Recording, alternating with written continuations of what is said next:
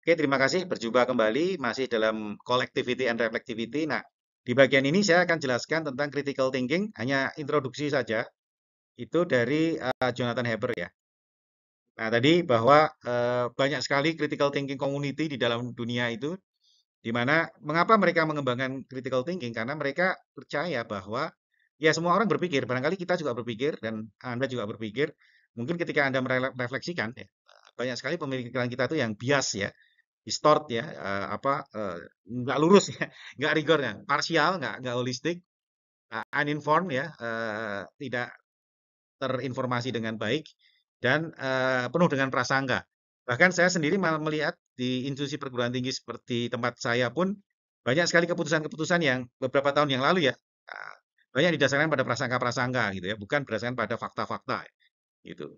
Jadi cara berpikir yang nggak benar itu ternyata akan mengakibatkan, kalau saya percaya ini di sini ya, ternyata cara berpikir yang bagus akan menentukan cara hidup kita, quality of life gitu ya. Jadi yet the quality of life and that what we produce make or will depends precisely on the quality of our thought.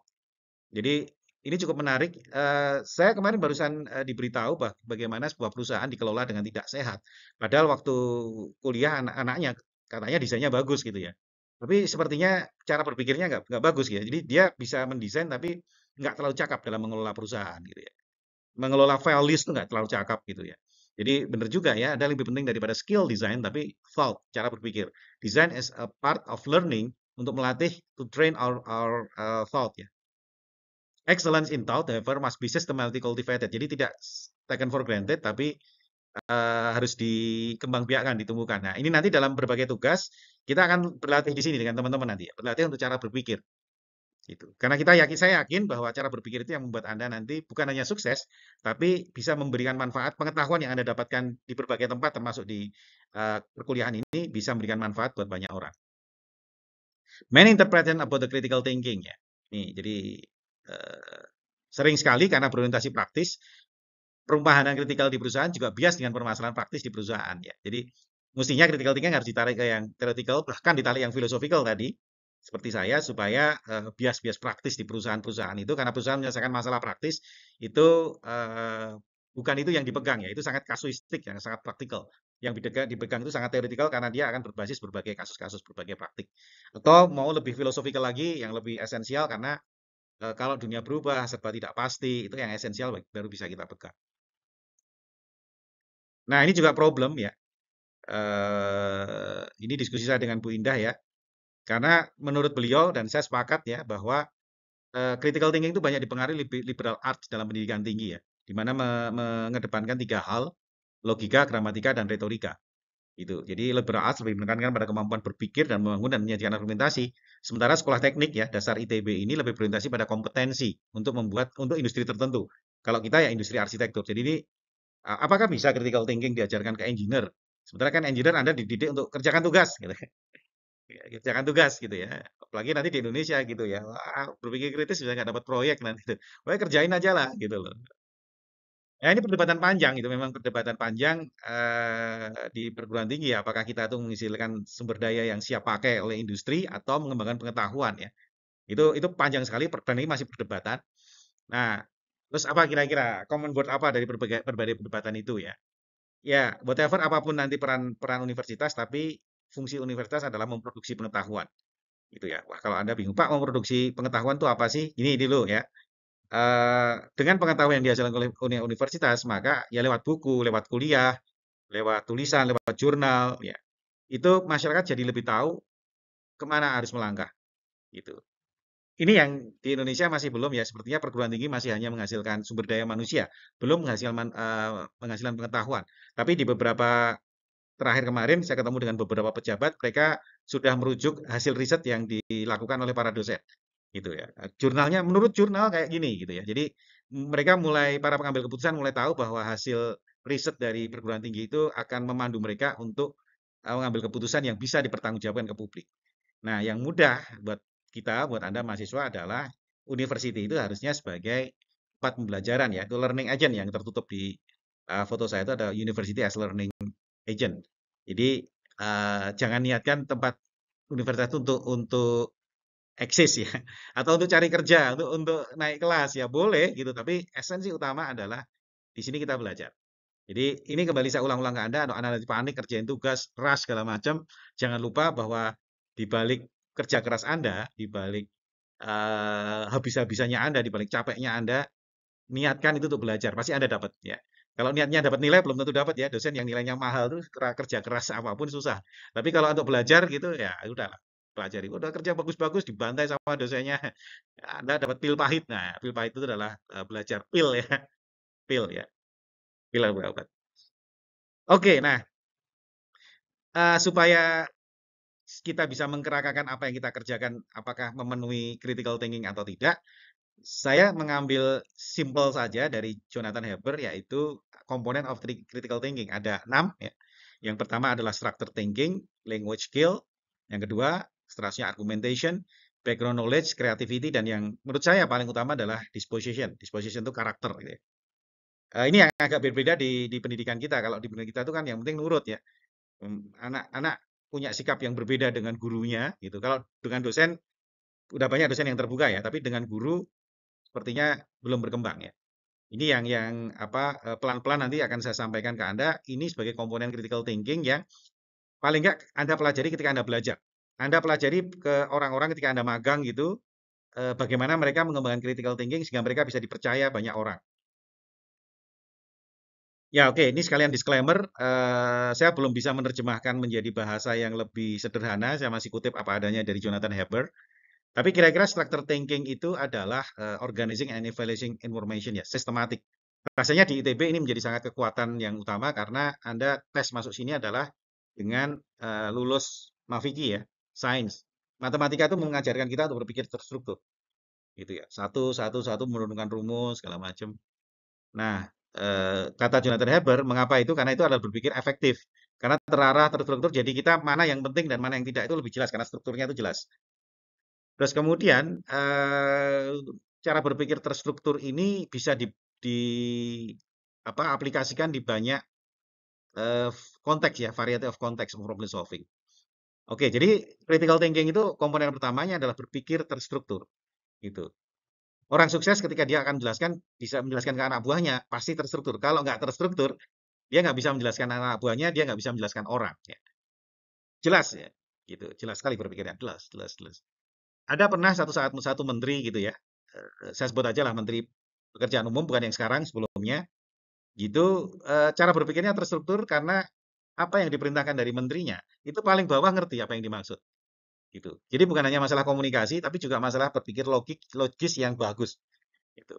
Ya ini juga nanti dilatih terus ya. Saya juga sering ketika menjelaskan sesuatu tuh mahasiswa nangkepnya beda gitu ya. Gitu ya. Berarti kalau dari akademis karena harus novel itu karena harus berulang-ulang ya, lebih ke komunikasi. Tapi kalau di dalam sebuah birokrasi itu penting karena dia komandonya harus jelas. Nah, saya sampaikan kepada Anda sebetulnya sumber dari berbagai struktur itu adalah logika. Mungkin ada yang sudah mengetahui, tapi ada yang belum. Jadi ada 3 macam logika. Logika deduktif ya. Ini contohnya. Kemudian ada logika induktif. Nah, logika deduktif itu logika arah sains ya, yang pasti. Kalau logika induktif itu bersifat kemungkinan. Ini adalah humaniora biasanya. Jadi pola-pola tertentu. Jadi logikanya didasarkan pada pola-pola tertentu. Jadi kalau ini A, oh berarti seperti ini gitu ya. Nah, ada lagi penilaian abduktif ini yang sebenarnya tidak terlalu kalah kuat ya. Makin atas itu makin kuat, deduktif makin kuat, induktif itu agak tengah-tengah, yang lemah itu abduktif itu lemah sebetulnya. Tapi ini sering digunakan kalau dalam kondisi yang kepepet ya, kondisi yang sulit. Jadi paling mungkin best available. Nah, desain itu sering menghadapi masalah-masalah yang rumit, weak problem, ya. Jadi logika abduksi itu yang sering dipakai di design thinking. Nah, ini sedikit pengantar buat Anda. Inilah sebetulnya yang disebut structure thinking ya, logic gitu. Jadi ada yang deduktif, deduktif itu membuktikan sesuatu benar gitu ya. Kalau induktif itu oh polanya gini gini gini, berarti gini. Nah, kalau abduktif itu lah kalau nggak bisa gini, lalu bisanya seperti apa ya? Kira-kira itu. Ya, jadi itu sepertinya sudah mulai apa tanpa ini dilatih ke dalam praktek Anda gitu. Lalu komponen yang kedua adalah language skill, ini kemampuan komunikasi. Kalau arsitek rasanya juga tidak pernah apa, tidak pernah luput dari sini langsung dijegurin harus presentasi, harus spin up. Nah, yang sering belum banyak dilakukan oleh arsitek adalah bukan hanya expression oneself ya. Sering mahasiswa arsitektur itu hanya ekspres apa dirinya, tapi juga language used by others. Sering dosen itu nggak diperhatikan ya. Padahal nanti kalau Anda sudah menjadi arsitek atau apa menjadi pemimpin perusahaan atau magang, Anda harus berkomunikasi dengan orang yang belum tahu bahasanya seperti apa gitu ya. Jadi dengarkan gitu ya. Ini juga sepertinya juga tidak terlalu sulit ya. Sepertinya critical thinking nggak aneh-aneh aja gitu ya. Ini kayaknya sih biasa-biasa, setelah saya lihat kok biasa-biasa aja nih kita udah melakukan ini gitu ya. Nah, tapi yang cukup menarik ya dalam language skill itu ada istilah retorika ya. Jadi retorika itu saya pernah berdebat dengan Pak Sony gitu, Pak, arsitektur itu ilmu desain yang paling tua gitu. Pak Sony, enggak Pak Agus, ada yang lebih tua lagi ya, itu retorika. Jadi kalau kita arsitek itu merancang bangunan, ya kalau retorika itu merancang opini orang. Ya, ini yang apa ya? Ya mungkin karena masih jam terbang gitu. Saya pikir ketika yang ikut dengerin kuliah ini nanti yang TA, yang TA itu nanti kalau presentasi mulai mulai pikirkan bagaimana Anda mendapatkan nilai bagus dari para penguji. Jadi bukan hanya ini loh itu kerjaan saya gitu loh, tapi kalau ini kerjaan saya, nanti respon dari penguji seperti apa ya? Nah, itu retorika gitu ya. Jadi yang dirancang adalah opini dari penguji. Nah, itu ada ilmunya ya, ada ilmunya, ilmunya di komunikasi itu, tapi dari pengalaman saya by pengalaman para arsitek bisa kayak gitu ya dan jago apalagi arsitek yang biasa menggolkan proyek gitu ya. Itu retorikanya jago ya menjelaskan ke owner harus gini gini gini. Nah, karena saya dosen, saya berusaha untuk teorikan gitu. Nah, teorinya namanya framing. Framing ini ya. Saya mestinya akan cerita banyak tentang ini, tapi waktunya nggak sempat. Jadi memilih mana yang penting, mana yang tidak. Ya sering mahasiswa atau arsitek pemula kalau presentasi itu flat, oh semuanya disampaikan gitu loh. Mana yang penting, mana yang menarik audiens, mana yang enggak gitu. Itu jarang dilakukan ya. Lalu argumentasi. Nah, jadi ada tiga tadi, ada dua ya. Structure thinking dan kemudian language skill ya. Logic, komunikasi. Argumentasi itu adalah dua dari itu. Jadi ketika Anda berargumentasi, bukan hanya logik, tapi bagaimana logik disampaikan ke orang lain ya. Ke ini nanti. Nah, ini juga apa ya di Indonesia saya tidak terlalu banyak mendapatkan kesempatan untuk melakukan adu argumentasi ya. Apakah ini bukan ciri orang timur atau seperti apa, tapi kalau dengan orang bule, dengan orang barat, sepertinya kita terbiasa berargumentasi gitu ya dan nothing nothing nothing personal gitu ya. Di-challenge betul. Saya sama anak-anak muda dari Belanda tuh di-challenge betul. Anda bener gak kayak gini? Waduh. Saya ketemu teman saya gitu loh. Saya harus bantu apa? Itu kamu saya mau bantu seperti ini atau saya bantu seperti apa gitu. Wah, kami berdebat segala macam. Tapi debat kami adalah argumentatif ya. Ini yang barangkali memang harus dibangun, harus dilatih. Jadi menjelaskan sebuah keputusan dengan alur logika yang kuat. Tapi ke sini saya melihat ke sini di dalam apa di Indonesia di ITB sendiri hal-hal yang argumentasi itu keputusan mahasiswa yang argumentasi semakin kuat ya, semakin diberikan ruang gitu ya. Mungkin masalah kedewasaan. Jadi pendewasaan. Jadi yang dulu siapa saya dong yang benar gitu ya. Dosennya mengaku benar, mahasiswa kalau berbeda dengan dosennya lalu bentrok gitu. Kalau sekarang nggak ditarik argumentasinya siapa yang benar, terus bagaimana masukan tuh semakin ke sini semakin matang gitu. Jadi itu satu tren yang sangat baik. Background knowledge ya. Jadi sebetulnya semua sudah ada kita punya. Kalau saya melihat dari apa, loh kita punya apa? Ngapain kita harus melatih critical thinking ya? Tapi harus diulang-ulangi karena sering ini luput dari tugas-tugas ya, luput dari kuliah gitu ya. Pokoknya kerja kerja kerja ya, berpikirnya lupa dilatih. Jadi background knowledge itu adalah percuma kita akan mengembangkan pikiran kritis kalau kita nggak punya modal yang memadai gitu ya. Modal itu pasti membaca ya. Gitu. Semakin banyak bacaan, semakin Anda bisa mengaruhi orang, semakin bisa menjual diri, gitu kan. Semakin dilihat karena ininya banyak ya, pengetahuannya banyak. Creativity, ya nggak usah dijelasin sama arsitek lah ya, creativity. Tapi ini salah satu yang saya ambil dari Lexton model yang tentang creativity itu adalah mereka butuh experience dan pengetahuan. Jadi creativity tidak lahir dari ruang hampa, tapi harus banyak membaca, banyak berlatih, banyak coba. Itu baru kemudian dia bisa menghasilkan aneka hasil-hasil yang kreatif. Jadi kreativitas tidak dari duduk diem gitu, tapi membaca, uji coba, gagal, mendiskusikan dengan teman. Ya, kayaknya ini semua sudah sudah oke lah ya di di arsitektur mah sudah ada semua kayaknya sih. No, no worries ini. Ini yang belum ya, disposition. Ya, jadi kuncinya ini yang belum di pendidikan di Indonesia. Katanya pendidikan karakter, tapi you know lah gitu kan hasilnya seperti apa gitu kan. Kalau pendidikan karakter benar ya tidak ada korupsi ya. Karena masalah etik itu jadi dijunjung tinggi. Critical thinking is not just of skills, but also set of attitudes, habit, and disposition ya. Di effective critical thinker are open-minded, curious, willing, consider alternative perspective. They are so reflective ya, able to recognize their own biases and limitation and willing to revise their views in the light of new evidence. Finally, critical thinkers are persistent, willing to engage constructive dialogue with others, and committed to developing effective solution to complex problem. Ya sulit ya kalau di atasnya sendiri tidak punya di disposisi yang kuat, gimana kita mau contoh gitu ya. Tetapi inilah yang apa bisa dilakukan di perguruan tinggi adalah ketika kita dosen atau mahasiswa mengembangkan satu argumen, values-nya apa? Pertimbangannya apa? Dan ketika suatu values itu berbeda dengan values yang lain, bagaimana itu dihargai? Gitu. Bagaimana kita menghargai dan tadi common word kalau saya adalah perbedaan values gimana caranya ya? Kita harus punya dunia bersama yang lebih filosofi lagi gitu. We can use this position working separately and together to define what it mean to be a critical thinking person. Jadi yang kalau menurut saya yang kurang adalah disposisi ketika values kita. Jadi kadang-kadang mahasiswa hanya mengerjakan tugas seperti biasa dan rata-rata di Indonesia itu hanya mengerjakan tugas atas petunjuk Bapak hanya menjalankan perintah atasan, aturannya seperti ini, tapi values yang ingin dibangun dari sebuah tindakan itu masih ya harus kita bangun sama-sama. Nah, inilah yang mulai muncul apalagi sekarang AI ya, AI sudah mulai berkembang. Kalau didekati hanya dengan aturan tidak akan memadai, boleh atau tidak sulit sekali. Jadi etika menjadi satu hal yang muncul kembali. Jadi tumbuh dari dalam. Ini pantas nggak sih? Ini benar atau nggak sih? Itu tidak lagi dari satu aturan yang di luar kita, tapi dari satu yang di dalam. Ada kata etika, ada moral, ada etos, segala macam yang harus digali lagi dari filosofi-filosofi masa lalu ya, dari Yunani, alam pemikiran Yunani untuk melihat apakah kita bertindak sesuatu itu pantas atau tidak, merugikan orang lain atau tidak. Ketika kita menggunakan ChatGPT, ada yang dirugikan atau tidak? Kalau demikian, makanya kalau Anda nyontek itu ada yang dirugikan atau tidak? Gitu ya. Anda melakukan plagiarisme, ada yang dirugikan atau tidak? Nah, etik itu tumbuh dari situ, ya. Baru kemudian nanti jadi moral, ya. Etik itu adalah filosofi, nilai-nilai yang tumbuh dari dalam.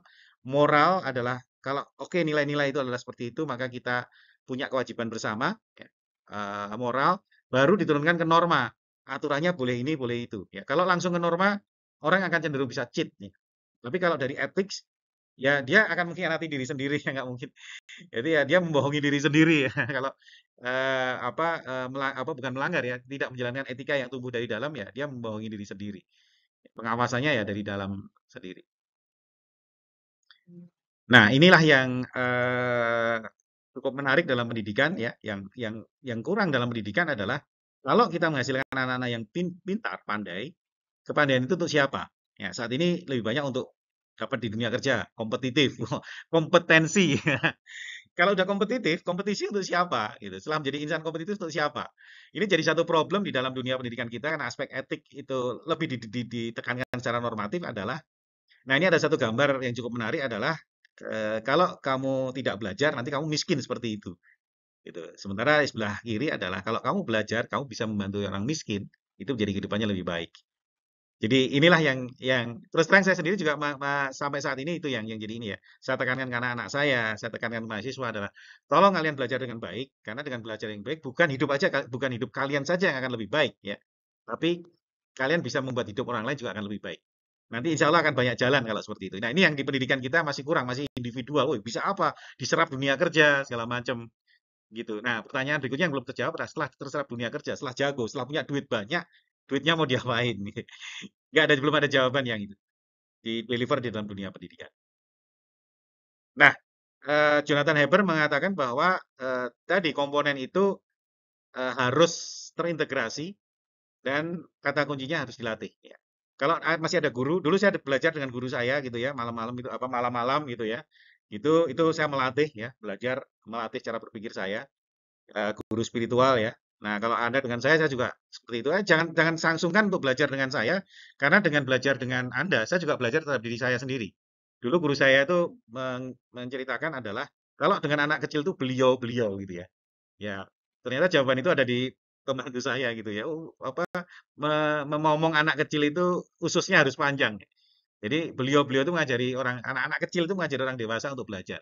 Jadi ketika saya berhadapan dengan mahasiswa itu mengajari saya untuk membuat pemikiran yang tinggi itu menjadi sangat membumi. Kalau nggak ada mahasiswa, ya kepada siapa saya bercermin gitu kan. Sementara buat mahasiswa akan menggunakan saya untuk melihat sesuatu yang kecil menjadi lebih besar. Wawasan seperti itu. Sehingga hubungan dosen dan mahasiswa itu hubungan mutual ya. Murid yang menuntut dan murid yang dituntut. Dua-duanya sama-sama belajar. Disitulah critical thinking itu perlu dilatih karena bukan hanya pelatih, tapi yang dilatih ya, bukan hanya dosen, mahasiswa juga membutuhkan itu. Oke, nah tapi pertanyaan berikutnya, apakah cukup critical thinking itu hanya dalam pendidikan? Itu ada manfaat lain yang lebih luas. Nah, bukunya John Clark ini akan menjelaskan itu, tapi itu ada di sesi berikutnya ya. Jadi saya tutup dulu di bagian ini, kita masuk ke bagian 3 tentang critical thinking and collectivity.